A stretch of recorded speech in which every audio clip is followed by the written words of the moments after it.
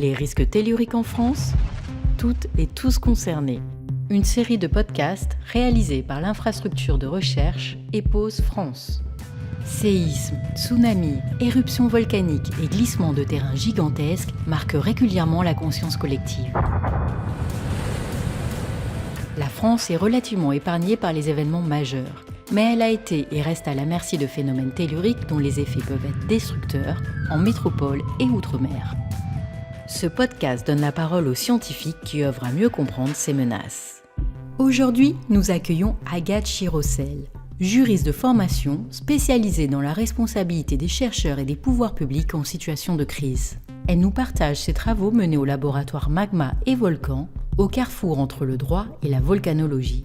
Agathe, vous vous intéressez aux responsabilités des chercheurs de manière générale et vous vous êtes penchée plus spécifiquement sur les risques telluriques. Pourquoi ce sujet ? Je suis venue sur ces sujets, j'ai fait un master en droit de la santé. Et en fait, j'ai toujours été intéressée par le lien entre droit et science, mais d'abord en effet sur le côté santé. Donc j'avais voulu travailler plus en détail sur l'appréhension de la recherche en matière médicale, qui présente les enjeux de protection de l'humain, mais protection de la recherche aussi. Et en fait, j'ai fait une thèse sur la responsabilité du chercheur du fait de ses recherches, où là, par contre, j'ai abandonné la spécificité santé et j'ai abandonné d'ailleurs toute spécificité pour traiter le chercheur comme étant un ensemble commun et quelles sont ses responsabilités.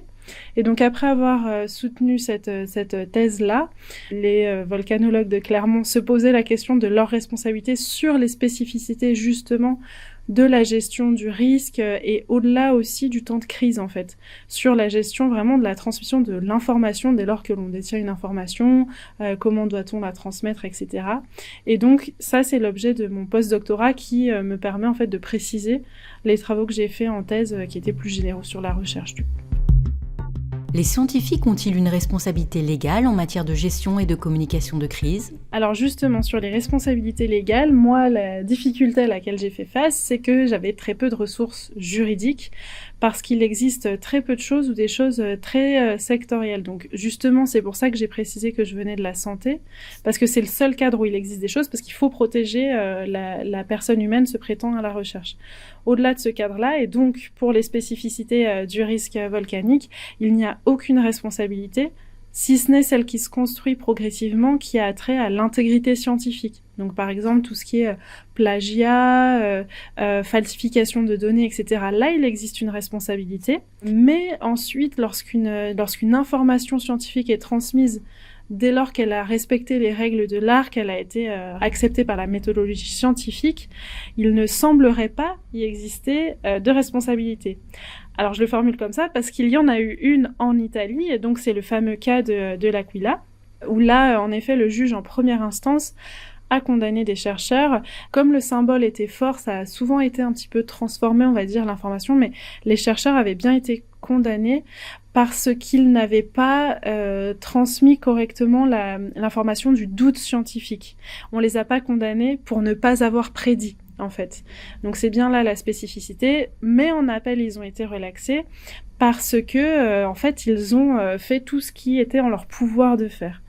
Donc le juge fonctionne, et ça c'est vrai aussi pour le juge français, enfin en l'occurrence le juge français justement, fonctionne par standard, en l'occurrence les données acquises de la science, qui va limiter la responsabilité du chercheur. C'est-à-dire que dès lors que le chercheur travaille dans le cadre des données acquises de la science, on ne peut pas lui imposer un espèce de caractère omniscient de prévoir ce qui va se passer, etc.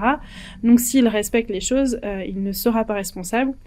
Et donc là, encore une autre précision, mais juste, j'ai bien exclu tous les cas de rétention d'informations, par exemple, mais on est d'accord que c'est là un problème différent. Enfin, voilà, je garde bien le cadre du chercheur qui a fait correctement son travail et qui le transmet.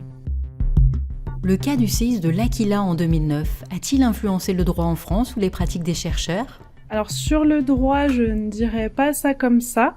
Par contre, l'impact a été fort sur la communauté scientifique, justement, un impact très d'appréhension en fait du droit, justement. L'outil juridique faisait un petit peu peur parce qu'il était vu comme si on imposait aux chercheurs une obligation de résultat sur l'information qu'il va transmettre.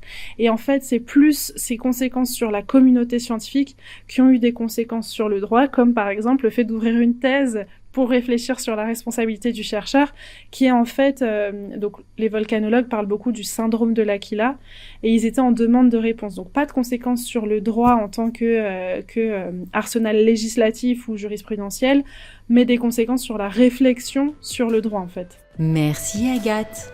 Quant à vous, chers auditeurs, rendez-vous sur notre site web observateur.fr pour d'autres épisodes de notre série consacrée aux risques telluriques en France.